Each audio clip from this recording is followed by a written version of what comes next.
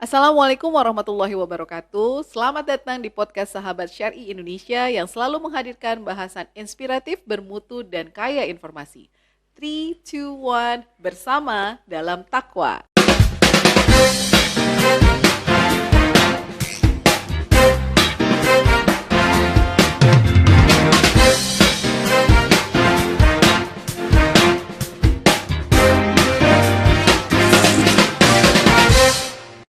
Oke, sahabat Syari Indonesia semuanya, hari ini kita kedatangan tamu yang sangat istimewa. Kenapa? Karena di sini ada seorang dokter cantik yang punya spesialis yang luar biasa yang kalau menurut saya ini bakalan membuat kita menjadi lebih tahu banyak bagaimana caranya membuat hidup kita menjadi lebih sehat dan bugar, terutama di bulan puasa atau di bulan Ramadan ini. Nah, sebelum kita berkenalan dengan dokter cantik kita yang satu ini, saya mau kasih tahu dulu nih siapa sih sebetulnya beliau. Nah, ternyata setelah tadi ngobrol-ngobrol sebelumnya, dokter ini adalah seorang beauty mind and point wellness instructor. Kemudian juga beliau adalah seorang owner dari Trans Clinic Education Center Bandung.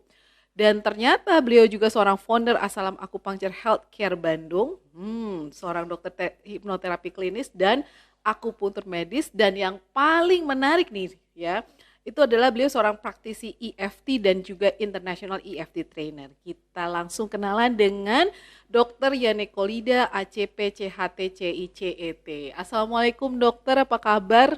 Waalaikumsalam warahmatullahi wabarakatuh. Alhamdulillah, luar biasa. Allahu Akbar.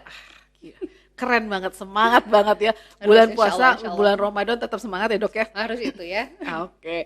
Nih dok, tadi kita sempat ngobrol nih. Tema dokter hari ini adalah cara sehat dohir batin dengan EFT. Ya, wah, betul. Buat saya ini menarik banget. Apalagi ada ujung EFT-nya nih. Wah, bahasannya nih bakalan seru. Tapi dok, sebelum kita bahas ke situ, sebetulnya definisi sehat itu seperti apa sih dok sebetulnya gitu loh? Karena kan kayaknya banyak banget ya namanya menurut A, B, C. Nah, menurut dokter sendiri kira-kira seperti apa secara umum generalnya? Ya, Masya Allah, pertanyaan luar biasa ya. Jadi sebelum kita tahu EFT, kita harus tahu dulu apa sih sehat sebenarnya.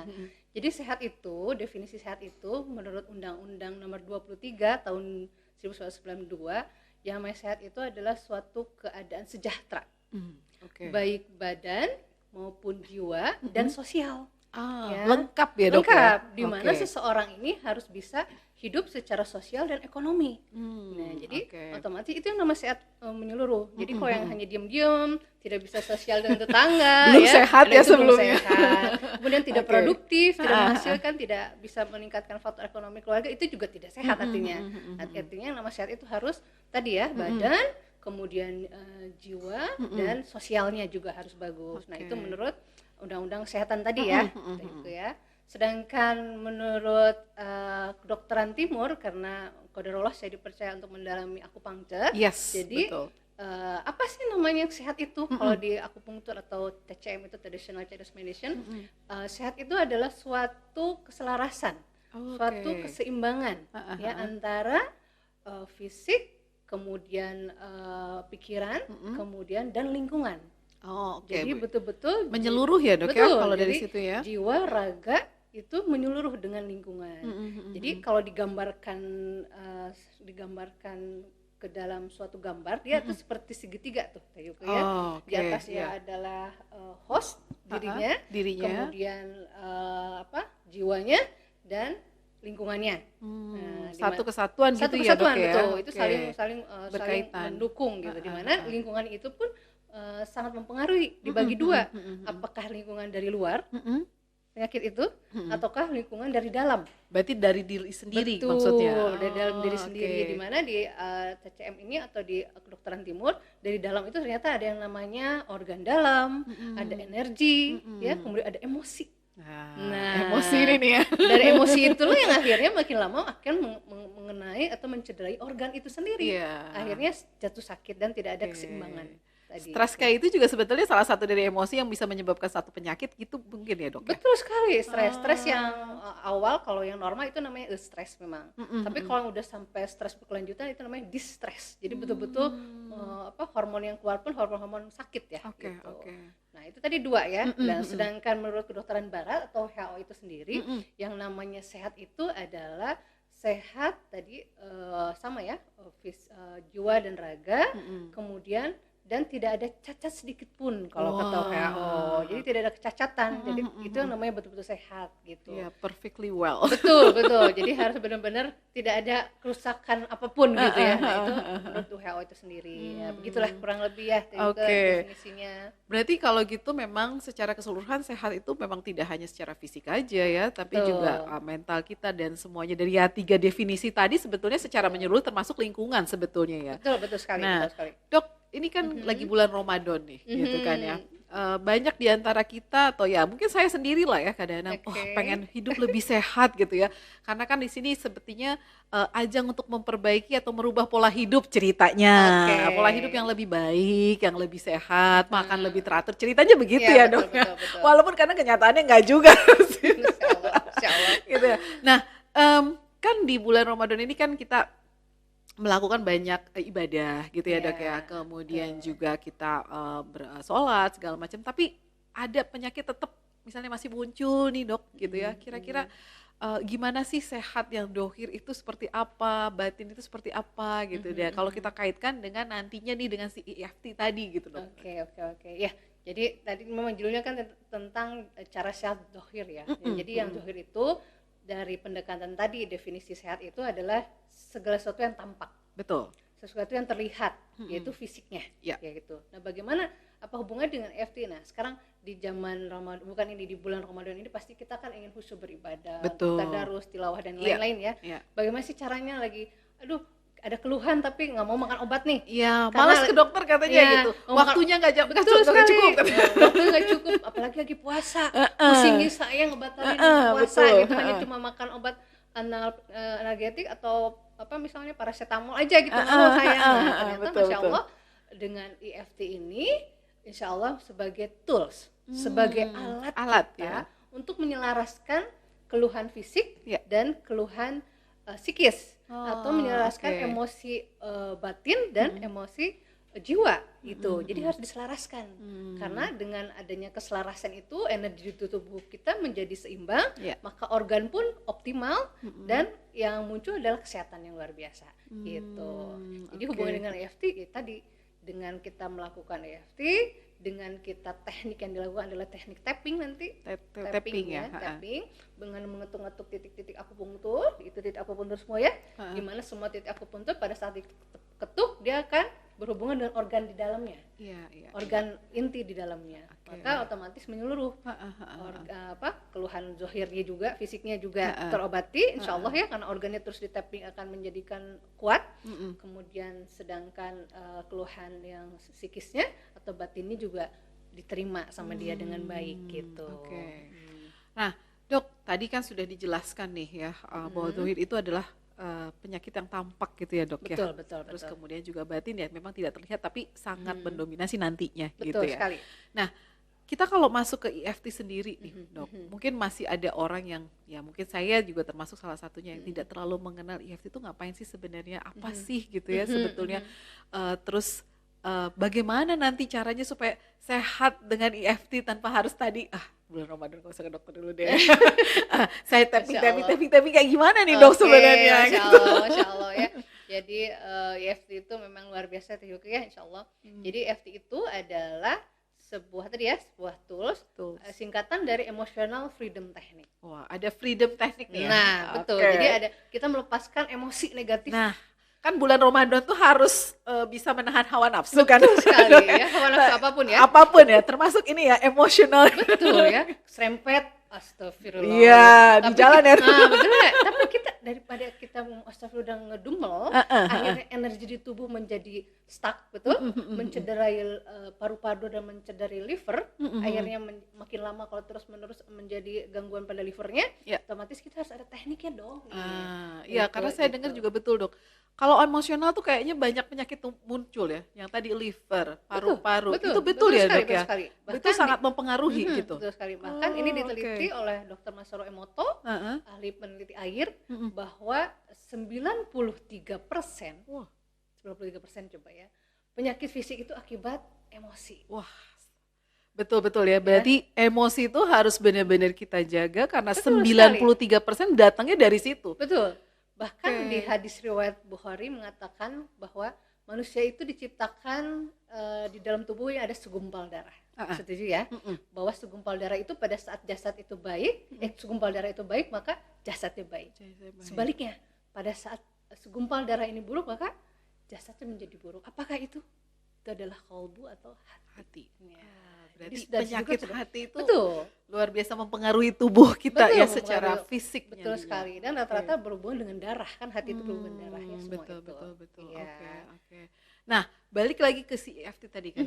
Tadi emotional freedom technique gitu kan ya. Jadi kira-kira nih supaya ya tadi kata dokter misalnya keserempet dikit astagfirullah, terus apa dong? Gak cuma astagfirullah aja nih gitu, tapi pasti gitu. Ya, tapi tindakannya apa nih? Tindakannya apa nih? Iya. Biar kita tetap sehat, kemudian hormonnya juga stabil, betul, organnya juga tetap kuat kan gitu. Nah ya, itu penting. Sekali.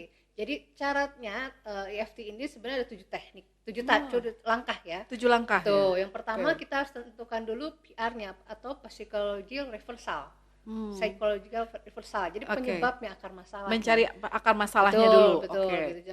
Kemudian setelah itu yang kedua tentukan intensitasnya, rasa kesalnya, rasa marahnya, atau rasa penyakit kita ini kira-kira berapa? Kalau dinilai 0 sampai 10 itu ada berapa? Kita gitu sendiri kan? yang menentukan. Iya, kita menentukan sendiri. Tadi misalnya diserempet lagi bulan puasa ini, rasa kesal ini atau marah ini tanya kepada diri kita, karena pikiran bawah sadar kita tidak pernah bohong. Tanya berapa nih angkanya, misal pada diserempet tadi 5, berarti di 5 gitu. Jadi angka yang baru pertama kali. Nah, pada saat kita tahu 5, kemudian kita lanjutkan dengan men-set up. Men-set up. Ya, titik set up ya. Jadi men-set up keluhan kita, sebab akibatnya. Dimana men-set up ini semua di titik set up ada 2, yaitu source spot di sini, source spot ini di dada kita ya. Boleh gini, atau di sini karate chop namanya, ya. Jadi persis di sini titiknya. Di sini ya, Dok. Ya, ini ada garis kan ya? Ada garis ini. Ini persis titiknya di sini. Di ujung itu. Betul, ya. Ada garis kan di sini. Ya, ini ya. Ini. Coba kalau ditekan sama Teh Yuke, Masya Allah, ini trum tuh. Iya ya. Nah, ini makanya disebut. Baru saya tahu. Itu adalah titik akupunktur ya. Jadi titik itu pada saat ditekan ini mau berhubungan dengan small intestine, dan agak ke sini sedikit dia akan berhubungan dengan tri energizer. Jadi kalau kita nepuk gini nih, dari ujung sini ya. Gini ya. Ini bisa kena small intestine, usus kecil, dan tri energizer kalau agak ke sini ya, agak ke punggung. Kita tahu energizer adalah seperti penyemangat gitu. Penyemangat, seperti baterai ya, tahu energizer yang tidak pernah berhenti. Iklan jadinya. Jadi iklan, maaf ya. Nah, ini kekuatannya 3 kali lipat, bayangkan. Jadi kita set up di situ. Tadi teknik yang ketiga adalah set up, sambil set up katakan. Ini adalah afirmasi kejujuran kita terhadap apa yang kita keluhkan. Afirmasi terhadap kejujuran kita. Iya, contohnya misalnya marah tadi, walaupun saya marah atau kesal karena tadi bisa diserempet mobil, saya pasrah, saya ikhlas, apapun yang terjadi adalah kehendak Allah. Setuju nggak? Masya Allah. Kan semua harus kehendak Allah itu kita ucapkan seperti itu. Betul, ya Dok? Ucapkan kepada diri kita. Karena apapun terjadi atas kehendak Allah, betul? Setuju kita betul, kan? Setuju. Itu diucapkan sampai 3 kali. Set up itu 3 kali di sini. Lakukan terus, walaupun saya diserempet mobil karena saya marah karena diserempet mobil, saya ikhlas, saya pasrah, apapun adalah kehendak Allah, sampai 3 kali ya. Setelah sini baru kita tapping titik EFT. Di mana titik EFT itu Teh Yuke ada 7. Ada 7 juga. Tadi kan titik setup 2 ya. Ya, setup 2. Spot sama karate chop ya, karate chop namanya. Ya. Nah, sedangkan titik EFT ini ada di sini 1. Ini. Ya, ini berhubungan alis di ujung alis. Ujung alis sini. Ya, tapping seperti ini, kemudian di pinggir sini pelipis. Ya, pelipis persis lekukan. Jadi kalau titik akupunktur itu tidak pernah di tulang. Dia selalu ada di lekukan tubuh. Begini aja ya, Dok ya? Tapping seperti itu. Tappingnya kurang lebih 8 sampai 12 kali ketukan. Karena ada tubuh kita ada 12 meridian. Jadi kurang lebih 6 sampai 12 di tapping. Kemudian bawah mata persis pupil tegak lurus di sini. Di bawah mata. Di bawah mata sini.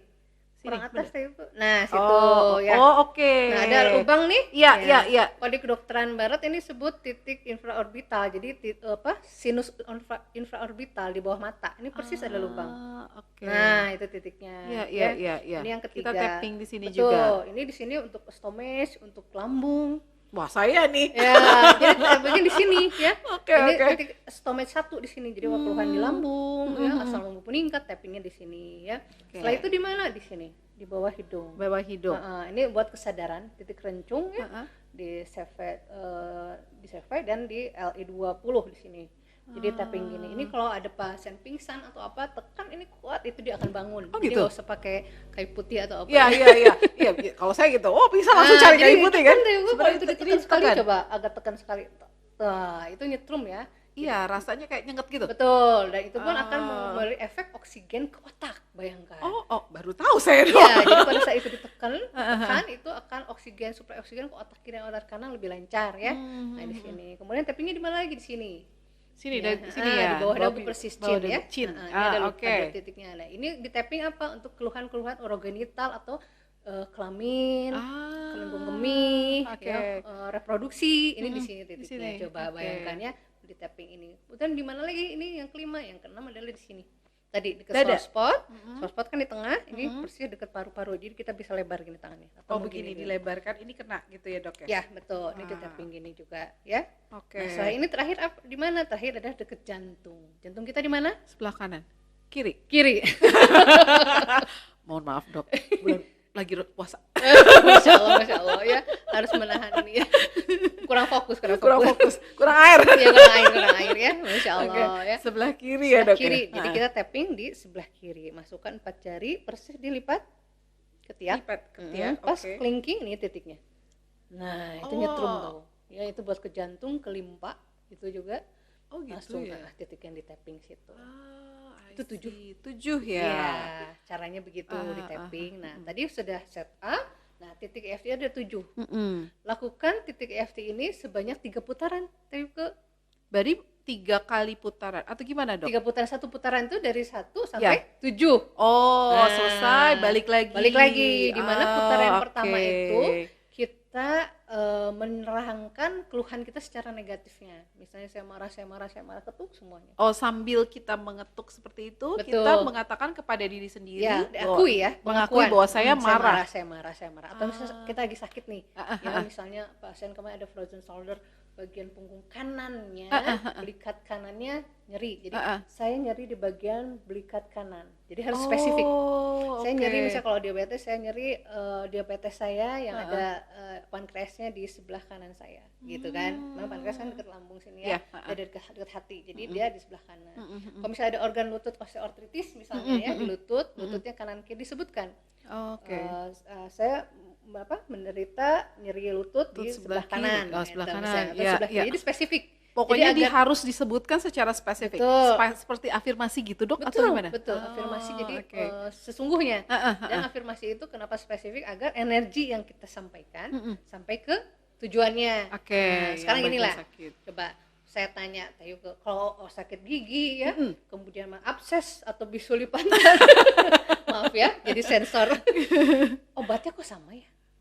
Gitu iya, betul juga sih, Dok. Golongan penisilin kan gitu. Iya. Kenapa? Karena dari awal kita berpikir saya makan obat ini itu sembuh gitu kan. Saya makan ini gigi sembuh kan gitu. Nah, artinya pada saat kita terfokus kepada satu titik, maka energi penyembuhan akan fokus ke situ. Ya, regenerasi sel akan terfokus di sakit ya, itu makanya ya. tadi disebutkan spesifik seperti itu.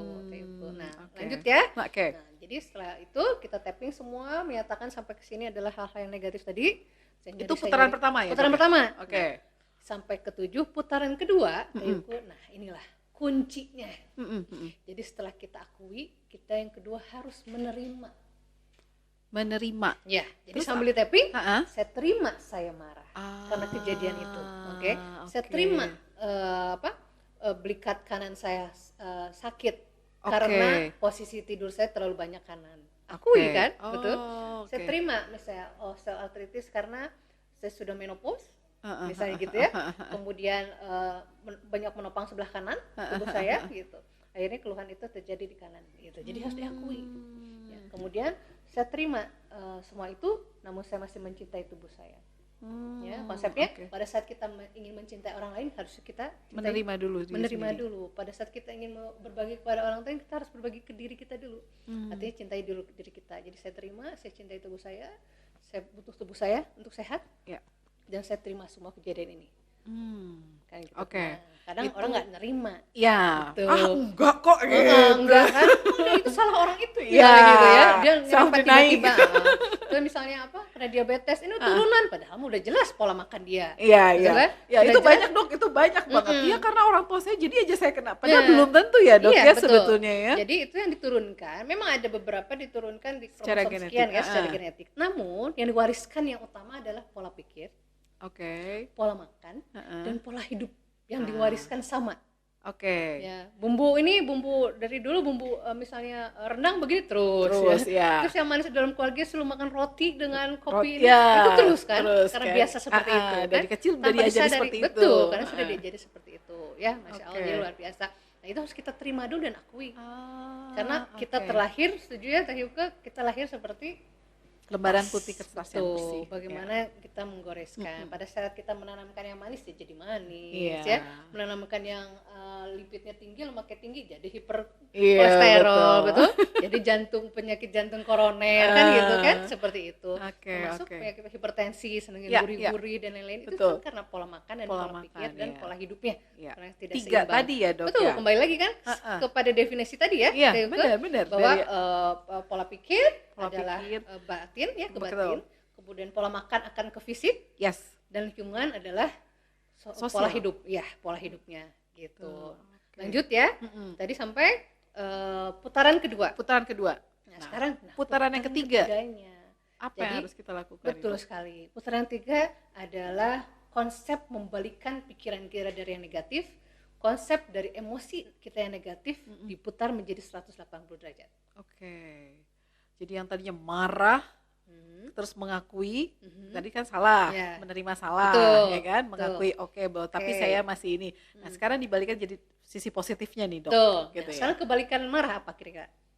Kebalikannya marah, tidak marah. Itu masih marah, masih ada kata marahnya. Jangan ada kata marahnya ya dok ya. Positifnya apa kira-kira? Senang, apalagi tenang. Betul, ya. Dan kebalikannya sakit, sehat. Jadi putaran ketiga adalah segala sesuatu atau afirmasi, doa, harapan dan cita-cita kita yang baik, yang positif. Ya, jadi tapping lagi, misalnya kalau saya menggabungkan dengan hipnosis, misalnya mulai hari ini, detik ini, sekarang dan seterusnya. Ya. Saya akan atau gimana? Tidak mengandung kata-kata future. Jadi hari ini. Mulai hari ini, detik ini, sekarang dan seterusnya. Ya. Saya menerima kejadian itu, dan pada saat saya menerima kejadian apapun, saya menerima dalam keadaan lapang dada dan menjadi jiwa yang sabar. Nah, contoh. Kalau penyakit, berarti kebalikannya apa? Sehat. Hari ini, detik dan seterusnya, apapun yang saya makan dan minum harus menjadi sehat. Ya, menjadi sehat. Dan keluhan semakin hari semakin hilang, semakin nyaman dan semakin Allah pulihkan. Nah, itu kan semua positif ya? Iya, betul. Itu yang terus diafirmasikan terus sampai ke 7 tadi ya. 7 tadi sini. Nah, itu teknik. Nah, sudah 7 tadi titik dengan 3 putaran. Nah, yang selanjutnya adalah kita minum. Ya, nanti kalau udah buka minum. Saya jadi terpesona nih. Ngapain? Ada lagi nih teknik yang lainnya. Saya udah lihat ini kan. Jadi ambillah air mineral. Setelah dilakukan itu, kemudian kenapa air kira-kira? Karena air itu dalam Al-Quran juga sebagai pensuci. Ya, kemudian air juga sebagai katalisator, mempercepat reaksi tubuh, mempercepat energi di dalam tubuh, menetralisir segala sesuatunya yang berlebih menjadi turun. Minum air mineral, kemudian kita tanya kepada diri kita, self talk, tanya kira-kira tadinya angka kesel atau marah 5 itu masih ada nggak ya? Gitu. Jadi pada dasarnya si EFT ini memang betul-betul kita harus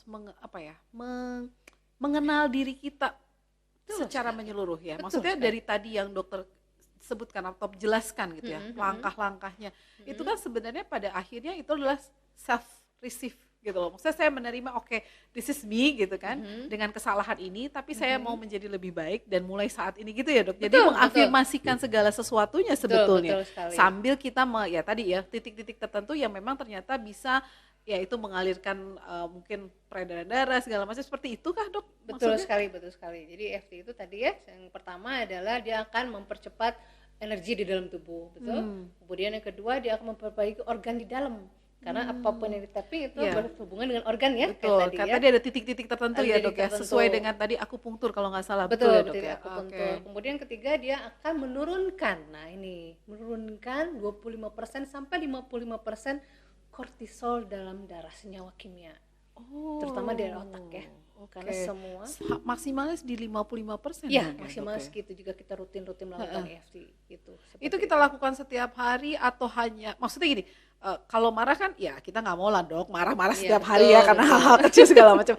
Cuma misalnya nih, katakanlah saya punya penyakit misalnya nih ya, let's say misalnya saya udah mulai lutut sakit nih misalnya dok ya. Nah, itu kita lakukan setiap saat. Maksudnya kapan sih waktu terbaik ketika kita mau melakukan tapping atau EFT tadi? Ya, Masya Allah, pertanyaan luar biasa. Jadi ada penelitian oleh David Branskin bahwa paling baik kita melakukan EFT ini adalah pada saat kita setelah menerima hidayah. Artinya kalau pendekatannya hidayah pada saat kita setelah beribadah paling bagus. Oke. Ya, setelah sholat. Setelah sholat betul, gitu ya dok ya. Karena energi kita lagi optimal itu sampai 800 sampai 1000 energi positif ya kalau diperiksa ya secara ini ada alatnya pada saat itu. Nah itu menimbulkan energi yang luar biasa. Jadi otomatis pada saat kita setelah sholat beribadah kemudian ada apa ya, kenapa seperti itu, karena pikiran bawah sadarnya ke bawah, kemudian gelombang otak juga termasuk gelombang otak ke alfa itu mendekati theta, itu paling baik untuk terapi. Gitu. Karena ada hormon yang menyeimbangkan, adalah hormon serotonin, itu penyeimbang segala hormon di tubuh. Oke. Nah, dok, satu lagi nih. Iya. Kalau tadi kan habis ibadah ya kan kita lakukan. Itu bisa kapan aja ya, dok ya? Maksudnya ada waktu misalnya contoh nih, habis sholat tarawih atau habis misalnya qiyamul, maksudnya malam sepertiga malam kayak gitu, itu nggak apa-apa ya, dok sebenarnya? Iya, betul sekali. Jadi semakin sering dia energi di tubuh semakin bagus. Semakin sering maka ada keseimbangan. Keseimbangan antara di luar, energi di dalam, dan organ di dalamnya juga. Gitu. Jadi dengan EFT ini tidak ada efek samping. Iya. Pasti. Kalau saya dengerin dari dokter tadi penjelasannya, ya untuk ke diri kita jadi berafirmasi untuk lebih baik. Betul. Ya kita menerima saya punya penyakit ini, tapi saya untuk menjadi lebih baik seperti itu ya dok. Berarti pada dasarnya kita membuat diri kita jauh lebih baik sebetulnya. Betul sekali. Ya, dok, ya? Jadi dengan afirmasi saja, tadi afirmasi yang positif, otomatis ada hormon-hormon yang keluar, betul. Gitu. Dengan penerimaan ada hormon endorfin namanya, tentram, itu luar biasa untuk penyembuhan gitu kan. Menjadi lebih senang gitu ya. Betul. Kalau senang beda lagi, dia oksitosin untuk kalau bahagia. Endorfin itu lebih ke endorfin itu untuk kalem, menerima. Ya, tenang gitu ya. Jadi menerima saya dengan seperti itu adalah hormon endorfin, penyembuhannya yang lebih cepat gitu ya. Ada di tubuh kita sendiri gitu. Dari tubuh kita sendiri. Betul, gitu, seperti itu. Jadi dengan afirmasi, kemudian dengan mengakui apa yang kita rasakan dan menceritakan atau ada harapan dan doa, itu ada hormon-hormon tersendiri untuk kesembuhan. Dok, ini menarik banget sebetulnya. Cuman mungkin waktunya nanti kita sambung lagi, dok. Masya Nanti Allah, saya request di sesi kedua deh, dok. Masya Allah, Podcastnya. Karena memang betul-betul buat saya sendiri pribadi ya, itu pengetahuan baru dan rasanya sesuatu yang bisa kita kerjakan, lakukan di rumah setiap saat, setiap ibadah. Katakan seperti itu, dan ya itu tadi nggak perlu banyak modal yang keluar, dok. Betul, Tapi insya Allah kita bisa sehat bugar. Apalagi tadi ada hipnoterapi sendiri gitu ya, mengafirmasikan, mengsugesti sendiri gitu kan. Self hypnosis ya. Ya, betul, self hypnosis. Dok, makasih banyak nih, dok, sudah memberikan atau sharing knowledge-nya. Masya Allah, luar biasa. Saya yakin teman-teman sahabat Syariah Indonesia pasti nontonnya juga, kayaknya diulang-ulang nih nontonnya. Tadi diperlaktekkan itu yang 7 kali, 7 lokasi, 7 titik, 3 kali itu ya, sama self afirmasinya tadi. Ya, betul sekali. Dokter, terima kasih banyak. Sehat selalu, dok. Kayaknya kalau dokter mah sehat selalu lah, afirmasinya selalu bagus. Oke, sahabat Syariah Indonesia, pastinya ini satu materi atau podcast yang luar biasa. Semoga kita nanti bisa ketemu lagi, dan pastikan Anda terus mengikuti podcast Sahabat Syariah Indonesia. Temukan manfaatnya karena berbagi itu indah. Wassalamualaikum warahmatullahi wabarakatuh.